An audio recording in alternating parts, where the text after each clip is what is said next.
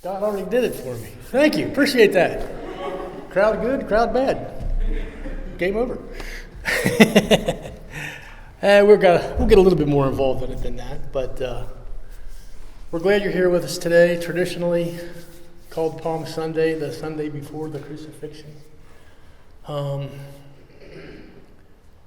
Scott made the point, some people are like, same story over and over and over again, but I mean, come on.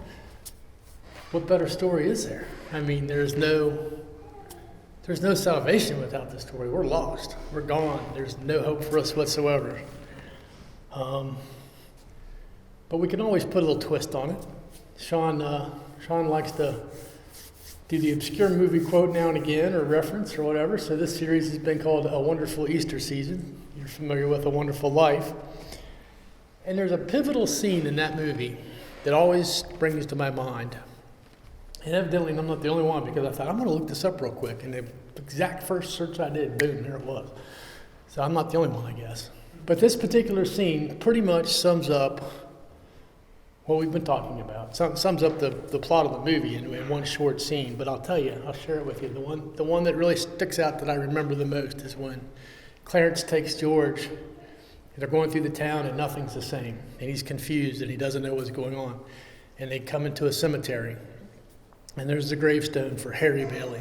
I hope I'm getting these names right, so I believe that's correct. But George's brother, Harry, there's a gravestone. He goes, no, this can't be. Harry went off and fought in the war. He was a hero. He saved the lives of all those men on that troop transport. And Claire's telling him, but no, he died when he was 9 or 8 years old. He said, that can't be. So he starts brushing the snow away from the bottom base of the stone, and there he sees the dates. 8 years, whatever it was. I can't remember the date. But he said, that can't be.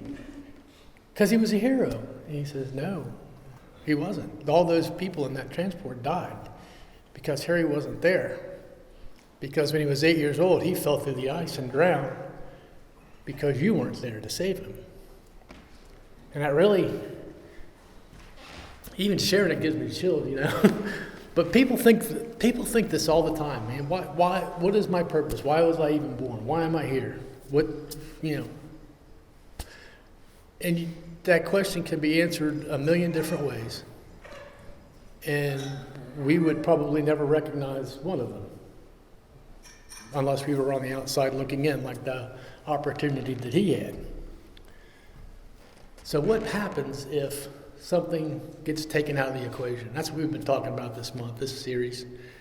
And this week we're going to talk about the crowd. Thought that'd be easy, right? These guys had picked one person to talk about. I thought, I got a crowd of people to talk about. It's not as easy as I thought it was going to be. But anyway, I think we got it. So bear with me. I might veer here and there. I might get a little out of sorts, but we'll get there. So it's getting close to the Passover. Jesus has been teaching. He's been performing his ministry with his disciples for the past 3 years. And he's becoming very well known in the region. People know who he is.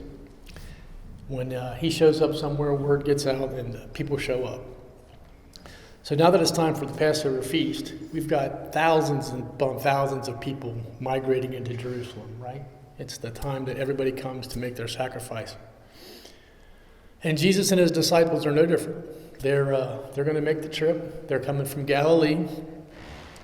They're going to make a couple stops along the way, but we learn that they travel across the Jordan and make their way to Jericho. And they stop there for a couple of days. And while there, Jesus is performing miracles. He heals 2 blind men. And they immediately become his followers, right? They know he is someone special. And everybody's talking about he's the Messiah, he's the one. So they join the disciples and follow him as well. And also while he's there's a tax collector, a little short guy named Zacchaeus. Mike knows some kind of funky song. I don't know it. I won't try it. But anyway, he's a short guy, so he climbs up in a tree. And Jesus, without ever even meeting him, looks and says, Zacchaeus, come down. Calls him by name. Jesus already knows who he is. He says, come down. We're going to have dinner at your house tonight. Come on, all right, this is good. So, of course, the critics, the Pharisees, and those that are standing on the wings, looking and trying to find fault, like, he's going to go hang out with sinners again. That's all this guy ever does. He hangs out with sinners. What's the deal? But in the process, he goes to Zacchaeus' house. Zacchaeus repents right then and there. He says, I'm going to give half of everything I have right now to the poor. And anyone who I have wronged in the past, I will repay them double. So he sets that in motion, and he repents, and he realizes that he's been sinning all his life, and now he's going to follow the Lord. So this in turn makes the crowd get a little bigger, right? So they leave Jericho, and their next stop brings them to Bethany. Now, Bethany is a famous town now because that's where Lazarus lives. Again, Lazarus, who you'll recall, had died, and his sisters had called for Jesus, and he got there 4 days later, and he called him out of the tomb. He said, Lazarus, come out. So Lazarus is well known. People want to see him. Jesus is back in town. They want to come see him. The crowd's getting bigger. So after that, they set out, and they come up on another little burg on the outskirts of, or on the way to Jerusalem, rather. I've heard it named a couple different ways. Bethpage or Bethpage, I've heard said also. I'm not familiar with how the language pronounces it, but that's the town I'm talking about. And so Jesus sends two of his disciples ahead. All right, he says he needs a colt. He's going to ride into town. All right, he's not going to walk. He's going to ride in. He needs a colt, but he doesn't just tell them to go find me the foal of a donkey or a donkey or whatever. He specifically points out, as soon as you get into that town, you walk through the gate, there's going to be a donkey and her foal tied up. I want you to untie it and bring it to me. And we pick up in the scripture with that story. It's Matthew 21, verses 1 through 3. And as they approached Jerusalem and came to Bethphage, I like it that way, on the Mount of Olives, Jesus sent two disciples, saying to them, go to the village ahead of you, and at once you will find a donkey tied there, with her colt by her. Untie them and bring them to me.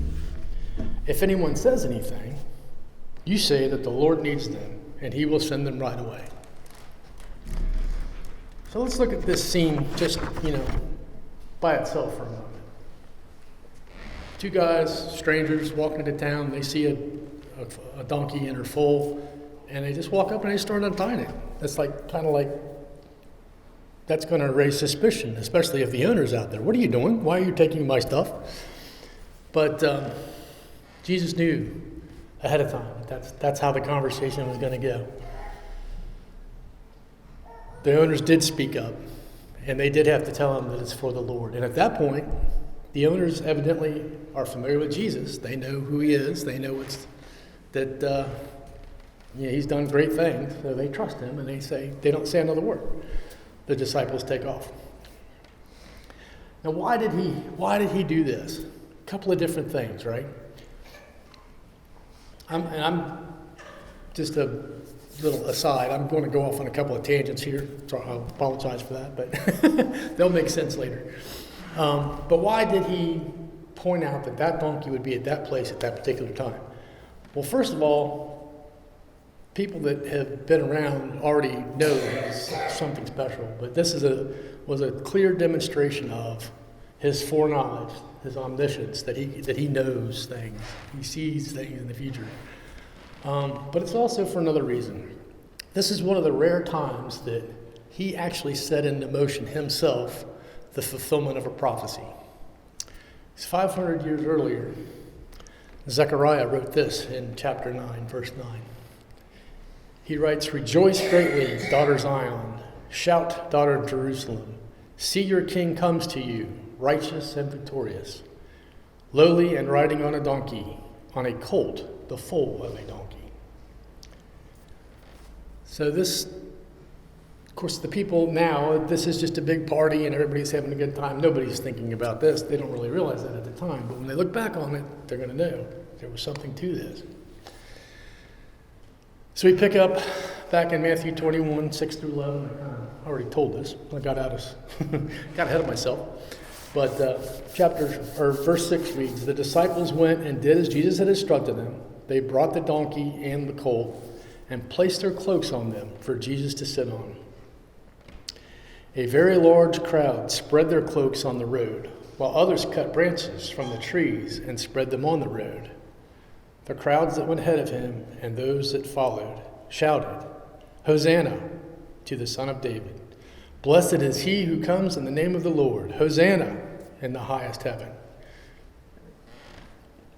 When Jesus entered Jerusalem, the whole city, heard him coming. They knew something was up. And they asked, "Who is this?"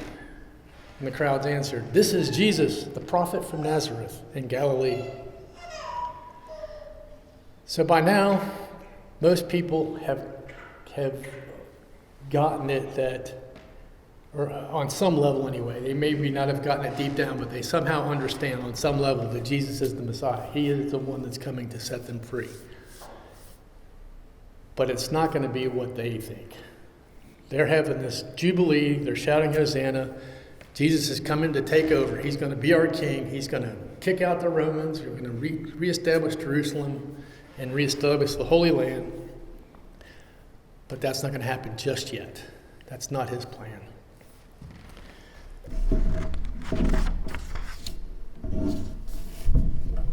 So up until now, you may recall some of the earlier stories when Jesus would be speaking or he would perform a miracle, people would start to get excited and proclaim that he is, he's the Messiah or he is from God, he's great. But anyway, they would start to make a big fuss and he would shut them down. No, don't say anything.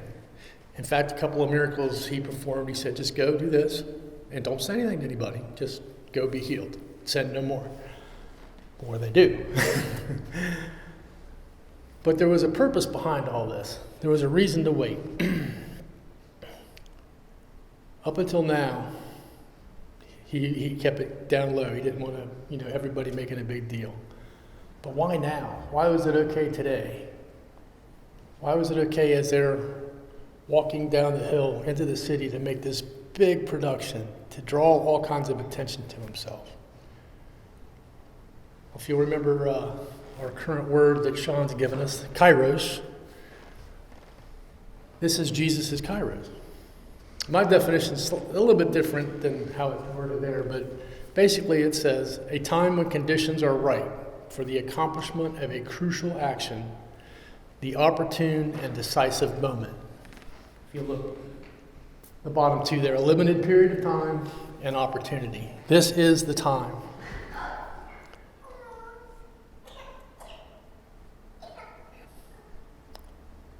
This sets in motion the events that are going to take over for the next few days, the next about a week.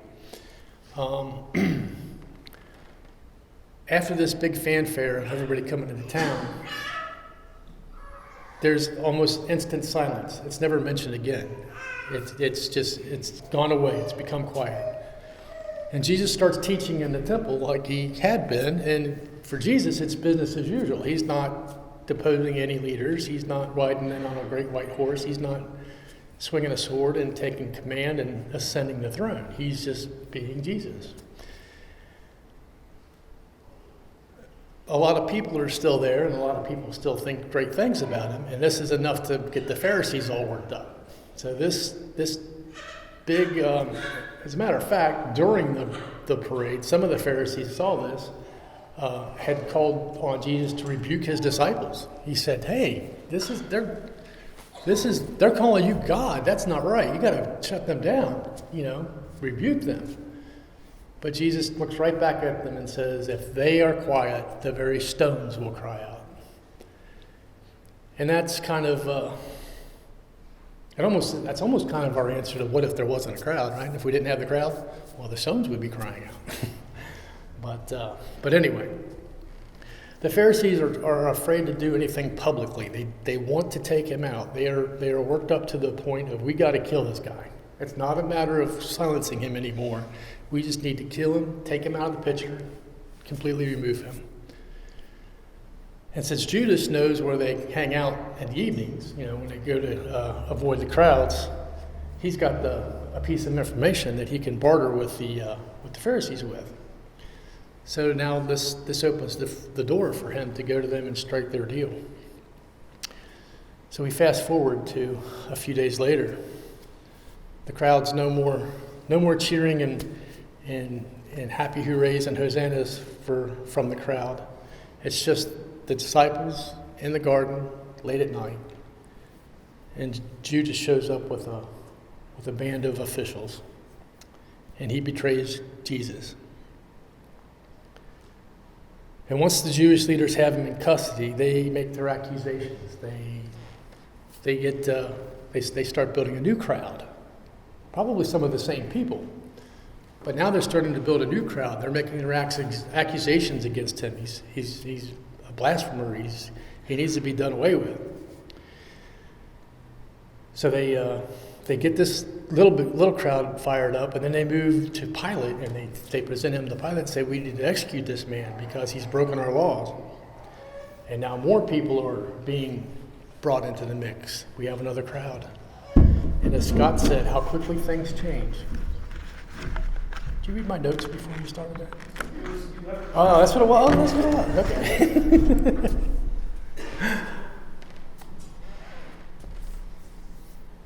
But when we think about the crowd and how fickle they were, how they changed, Scott mentioned Wednesday night when we talked about the Jewish people as a whole, the people of Israel. They meet God, they find out what his covenant's going to be, and this is what you need to do, and I'm going to be your God, I'm going to take good care of you. And 27 minutes later, they're building a golden calf out of used jewelry because Moses didn't come off the mountain in time. Oh no, you brought us out here in the desert to die. We need a golden calf. So that's just kind of the way the humanity, I guess we'll say, works. And it's no different here. They've got their institutions that they worship. They've got the hierarchy and everything's in place. So they think Jesus is going to change that. But now that it didn't change like they thought it would, now they're no longer interested. Now they think he's a bad guy. So if we start moving backwards in our timeline here from our past messages, I want to tax your brain a little bit. Hopefully you've been here through all of them. If not, that's okay. There's not too much to fill in. But anyway, this week we're talking about the crowd. We don't have this big crowd cheering Jesus on as he comes into town. Then the Pharisees don't get whipped up into this kill him now frame of mind. We got to take care of him. We can't do it publicly, but we got to take him out. And the fact that they're afraid to do anything publicly opens the door for Judas to sneak in and make his deal. Okay, here's the deal. I know where they're going to be. They'll be by themselves, not many people around, late at night. This will be your opportunity. Had that not happened, then Jesus hadn't been brought in front of Pilate. Pilate might not have been persuaded to condemn Jesus because of that crowd, right? Pilate is an interesting character because he's the ruler or the governor or whatever you call it over this area. But he's also a subject of Caesar. And Caesar's kind of unstable and makes some different demands here and there. And Pilate wants to be, speaking about being on the down low, Pilate wants to stay on the down low as well. He does not want any attention from Caesar whatsoever. So when he sees a crowd starting to build, this is a bad thing. So he's going to give in to the Pharisees and send Jesus to the cross. And had not all this transpired, then Peter, after Jesus is arrested, follows along, blends in with another crowd, right? The crowd in the courtyard where they're making their accusations. Someone recognizes him. No, I don't know him. Had that not happened, Peter would not have denied Jesus 3 times. He would have not had to have been restored later after Jesus came back. And he would not have been that ultimate example of forgiveness that is for all of us to see. I mean, Peter was right there. He was like the number 2 guy. He was the passionate one. He was the first one to action, right? But he stumbled and he fell terribly. But if Jesus can forgive him in his moment of weakness and build an entire church upon him, so to speak, then he can forgive us of anything that we've done. So any one of these events, you take it out of the story, any one of them, it's going to change everything. You take the crowd out, it changes all the others. But anyway, each one of those, if you take them out, it's going to produce a different outcome. And it's all tied together for a particular reason. We mentioned the Kairos earlier, the opportune time. This is the time that it had to be. All things came together. Jesus had to be on that cross on that particular Friday because it's the festival of unleavened bread. They had the Passover dinner Thursday night. Friday, the lambs will all be slain for the blood, for the Passover offering. Jesus, the pure, spotless lamb, was also slain that day. He is the sacrifice for all of humanity. He is the reason we have our salvation. And without that timing, without those characters, without that crowd, it could have happened that way. It had to happen that way. And now there's more. But you need to come back. I'm stopping here. You need to come back Friday. I'd love to see you Friday at 6 o'clock. We're going to have a Good Friday service. But definitely come back Sunday, if you can. As Paul Harvey says, it'll be time for the rest of the story. I wasn't going to try that, but anyway, I was going to record it. Didn't have time.